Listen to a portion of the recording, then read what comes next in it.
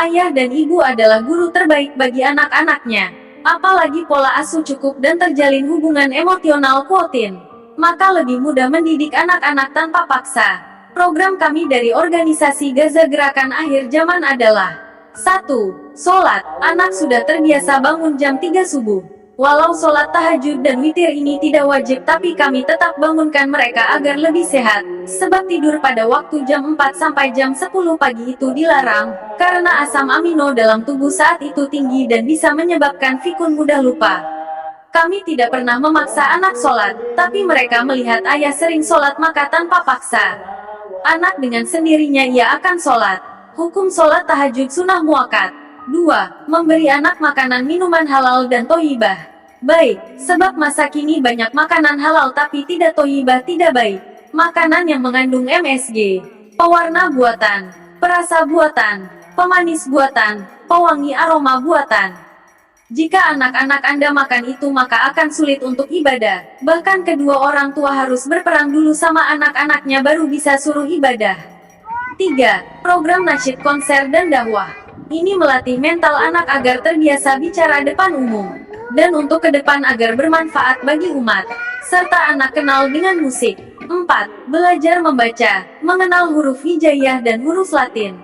Dengan izin Allah usia 2 tahun sudah mulai kenal huruf, ini tergantung kecerdasan anak.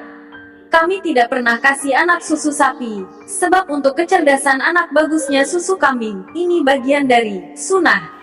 5. Rihlah. Agar anak tidak jenuh maka kami bawa mereka jalan-jalan sambil baca Al-Masurat pagi dan sore, serta ayah baca Al-Quran yang sudah dihafal pada anak-anak. Agar anak-anak jadi hafal, kami bawa makanan dari rumah agar anak tidak lapar dan tidak jajan sembarangan.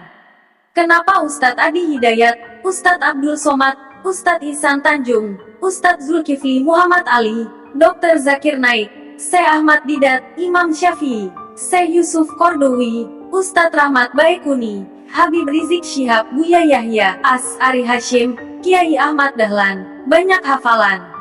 Karena mereka sejak kecil lebih terjaga makanan minuman mereka. Sejak usia dini adab juga terjaga, makan tidak pernah pakai tangan kiri.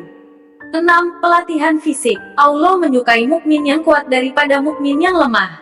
Quran Surah An-Nisa Surah keempat ayat 9. Bahkan Hasan Al-Banna dalam muasofatnya nomor 4 berkata, Qawilul jismi, jasad yang kuat muslim-muslimah apalagi orang muda fisik harus kuat. 7. Endorse dan bikin film, agar anak-anak kami terbiasa bersosialisasi dan paham bagaimana etika menghadapi orang dan hormat kepada lawan bicaranya.